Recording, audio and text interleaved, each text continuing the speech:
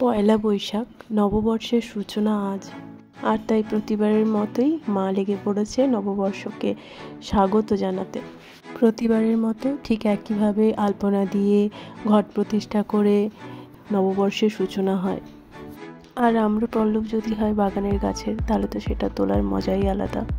সকাল থেকে পেখমও ভীষণ উৎসাহিত, সেও নাকি এবার নববর্ষকে আহ্বান জানাবে। তাই সকাল সকাল স্নান সেরে নতুন জামা পরে সে চলে এসেছে তার ঠাম্মুর সাথে। ঠাম্মুর পুজোয় ঠাম্মুকে সাহায্য করবে। ঠাম্মু যখন এইসব কাজে ব্যস্ত, তখন তিনি পিছনে নাচ করছেন। তার সেই নাচটা তোলা হয়নি, তাই দেখতে পাচ্ছ না। শেষ পর্যন্ত সকল অপেক্ষার অবসান ঘটিয়ে পেখম লেগে পড়েছে ঘটে জল দিতে, আর তাকে সাহায্য করছে তার ঠাম্মু। ভীষণ খুশি পেখম। শুধু পেখম নয়, পেখম আর তার ঠাম্মু দুজনেই ভীষণ খুশি।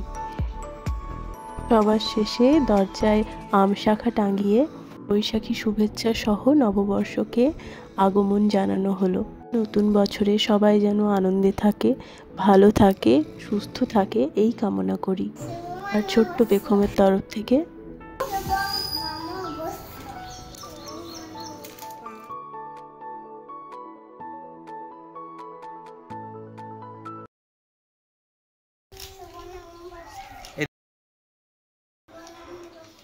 জোরে বলো।